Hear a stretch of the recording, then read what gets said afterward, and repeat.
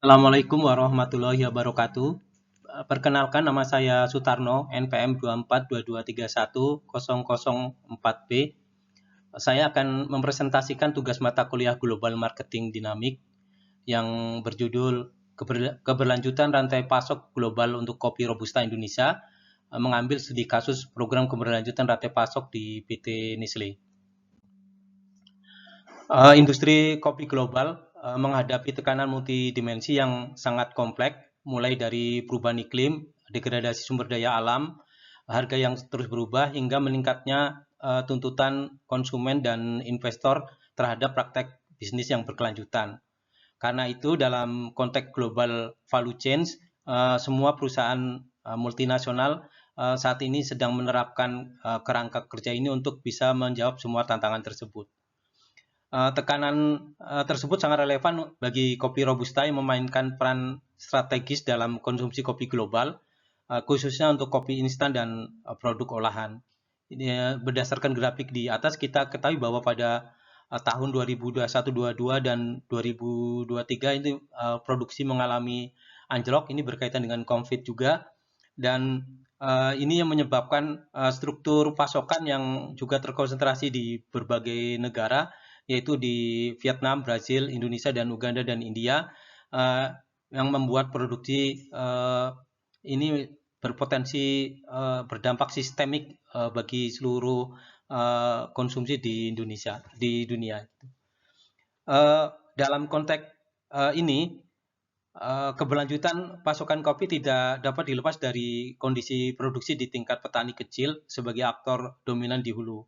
Kemudian literatur menunjukkan bahwa kegagalan mengelola resiko sosial dan lingkungan di tingkat hulu akan berdampak langsung pada kontinuitas pasokan, biaya serta transaksi, serta reputasi berbagai merek. Menanggapi tantangan ini, PT Nestle melalui Nescafe program mengembangkan pendekatan berkelanjutan rantai pasok yang terstruktur mulai dari NBFP, Nescafe Better Farming Practice, yang kemudian ditransformasi menjadi pertanian regeneratif pada Nescafe Plan 2030. Jadi artikel ini bertujuan untuk menganalisis bagaimana program keberlanjutan PT Nestle berkontribusi terhadap keberlanjutan rantai pasok kopi robusta di Indonesia dengan menempatkan Indonesia khususnya Lampung sebagai bagian integral dan strategi ketahanan pasokan global. Bagaimana kita ketahui, kopi robusta merupakan komoditas strategis dalam perkebunan di Indonesia, namun dinamika produksinya menunjukkan tantangan struktural. Jadi berdasarkan statistika perkebunan 2019 sampai 2025 menunjukkan kopi robusta nasional relatif stagnan, yaitu produksi antara 537.000 sampai 582.000 ton per tahun, dengan produktivitas lahan yang rendah yaitu 770 sampai 825 kg. Nah, dari gambar di atas, gambar ketiga, diketahui bahwa keterlibatan utama kopi robusta Indonesia bukan terletak pada jumlah petani atau luasan areal, melainkan pada rendahnya peningkatan produktivitas jangka panjang. Dengan lebih dari 1,2 juta rumah tangga petani yang tergantung pada komoditas ini, strategi stagnasi produktivitas mencerminkan adanya persoalan mendasar dalam praktek budidaya, kesehatan tanah, serta kemampuan sistem produksi dalam merespon tekanan iklim dan degradasi lingkungan. Jadi pada tingkat regional di Lampung sebagai sentra nasional itu menunjukkan produktivitas di atas rata-rata nasional, tetapi dengan fluktuasi yang tajam, pola serupa terlihat di Kabupaten Tanggamus. Kondisi ini mengindikasikan bahwa sistem produksi robusta di Indonesia, khususnya yang berbasis petani kecil, sangat rentan terhadap variabilitas iklim dan degradasi lahan. Kerentanan tersebut semakin terlihat pada skala yang lebih mikro, seperti di Kabupaten Tanggamus,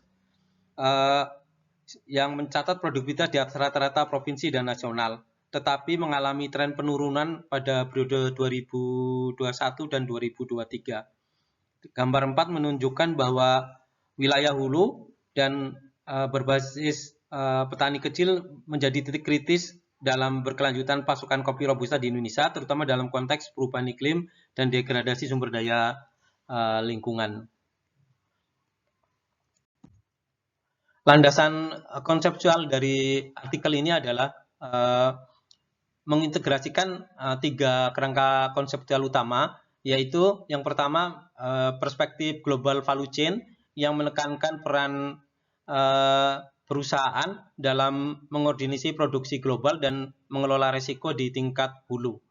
Kemudian yang kedua berkaitan dengan keberlanjutan korporasi dan create share value atau CSR-nya yang menekankan bahwa keberlanjutan yang efektif bila diintegrasikan di dalam strategi bisnis inti. Namun pendekatan ini sering dikritik karena masih berorientasi kepatuhan dan belum mendorong perubahan sistemik di tingkat petani atau yang belum berorientasi pada impact. Kemudian pendekatan yang ketiga adalah pertanian regeneratif sebagai paradigma transformasi sistem produksi yang tidak hanya mengurangi dampak negatif, tetapi memulihkan fungsi ekosistem dan peningkatan ketahanan jangka panjang. Integrasi dari NBFP dari Nestle, yaitu dari NBFP dan pertanian regeneratif ini dipahami sebagai upgrading dalam global value chain kopi Robusta di Indonesia. Untuk fenomena dan perkembangan terkini, dalam 1 dekade terakhir, keberlanjutan korporasi mengalami pergeseran dari pendekatan yang berbasis kepatuhan menuju ke outcome-based sustainability. Tekanan regulasi seperti CSRD atau UDR, tuntutan investor dan ekspektasi konsumen mendorong perusahaan membuktikan bahwa klaim keberlanjutan menghasilkan perubahan yang nyata di tingkat tapak. Kemudian pergeseran ini tercermin dalam Nestle. PT Nestle itu terdalam dalam dokumen Nescafe Plan 2030 yang menempatkan adopsi praktik regeneratif, penurunan emisi di tingkat kebun, dan peningkatan pendapatan petani sebagai indikator keberhasilan utama, bukan sekedar jumlah petani yang dilatih atau tonase yang diperoleh. Kondisi studi kasus PT Nestle, terutama yang untuk di Lampung, merupakan konteks yang relevan untuk bagaimana dikaji sistem implementasi pendekatan berlanjutan berbasis dampak dalam rantai pasok kopi Robusta. Menurut data dari Dirjen BUN, itu menunjukkan bahwa meskipun Indonesia merupakan salah satu produsen Robusta utama dunia, yaitu nomor 3 setelah Vietnam dan Brazil, produktivitas nasional cenderung stagnan dan berfluktuasi, sementara basis petani kecil tetap sangat besar. Kondisi ini mengindikasikan adanya kerentanan struktural pada tingkat hulu rantai pasok. Kemudian sebagai respon terhadap tantangan tersebut, Nestle Indonesia melaporkan pelaksanaan Nescafe Plan di wilayah Lampung melalui pendampingan teknis, penyediaan bibit unggul, dan penguatan kapasitas petani kopi Robusta.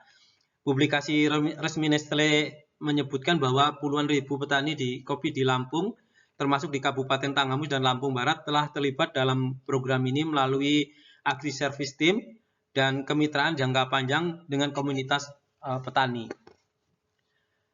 Dalam fase Nescafe Plan 2030, fokus program bergeser secara eksplisit menuju penerapan pertanian regeneratif sebagai strategi utama pengamanan pasokan kopi berkelanjutan. Nestle meningkatkan proporsi kopi yang disumberkan dari kebun yang menerapkan praktik regeneratif. Dengan demikian, dari kasus PT Nestle di Indonesia atau di Lampung, ini menjadi relevan untuk menilai sejauh mana pergeseran menuju keberlanjutan berbasis dampak benar-benar diterjemahkan ke dalam perubahan praktik di tingkat kebun, khususnya dalam konteks kopi Robusta yang didominasi oleh usaha oleh petani kecil dan rentan terhadap tekanan lingkungan serta pasar global. Hasil analisis dari semua sumber yang diuraikan di atas menunjukkan bahwa kerentanan struktural rantai pasok nasional di mana stagnasi produksi dan volatilitas di sentra utama seperti di Lampung dan Tanggambus menandakan kapasitas jangka panjang belum terjamin. Dalam perspektif global value chain, resiko iklim dan degradasi lahan dan fluktuasi produksi terkonsentrasi pada petani kecil di hulu, petani kecil, sementara nilai tambah utama berada di hilir, sehingga ketimpangan ini semakin kritis dengan meningkatnya permintaan global dan konsentrasi pasokan di beberapa negara. Melalui Nescafe Better Farming Practice yang berfungsi sebagai instrumen proses upgrading dalam rantai nilai kopi dengan meningkatkan praktek budidaya, efisiensi input, dan kualitas panen, sehingga menunjukkan kinerja teknis serta konsistensi pasokan bagi Nestle. Namun, analisis produktivitas nasional dan Lampung menunjukkan bahwa perbaikan teknis tidak cukup karena lonjakan produktivitas yang bersifat temporer tidak menjamin ketahanan sistem produksi. Hal ini menegaskan keterbatasan pendekatan GAP konvensional ketika berhadapan dengan tekanan perubahan iklim dan degradasi ekosistem, sehingga diperlukan transformasi pendekatan yang lebih sistemik. Transformasi yang dilakukan oleh Nestle untuk menghadapi hal yang sistemik telah dilakukan bagaimana dari program NBFP kemudian bertransformasi menjadi pertanian regeneratif. Di Lampung, praktek seperti agroforestry, pengelolaan naungan, dan diversifikasi pendapatan berpotensi memperkuat stabilitas produktivitas sekaligus mengurangi risiko jangka panjang dalam rantai pasok global. Kasus Lampung menunjukkan bahwa keberlanjutan diuji di tingkat hulu. Keberhasilan atau kegagalan intervensi di wilayah ini memiliki implikasi langsung terhadap kontinuitas pasokan global, reputasi merek, dan kepatuhan regulasi. Program keberlanjutan PT Nestle dapat dipahami sebagai instrumen mitigasi risiko rantai pasok global melalui penguatan ketahanan produksi petani, platform, dan transformasi dari sistem GAP menuju ke pertanian yang regeneratif.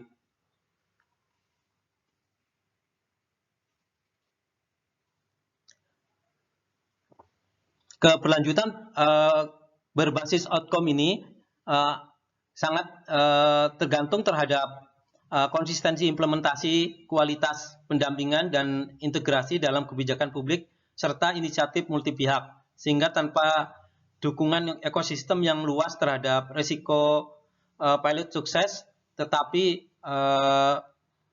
secara sistematik itu gagal.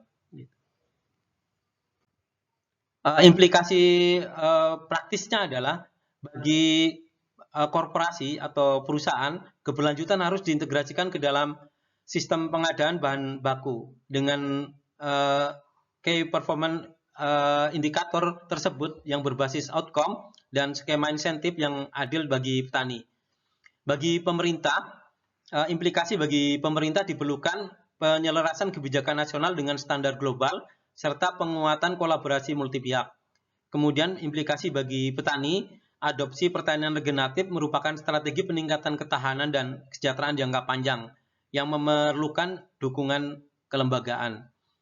Kemudian untuk tantangan dan peluang, tantangan utama meliputi keterbatasan modal petani, kompleksitas transisi menuju regeneratif, dan pengukuran dampak.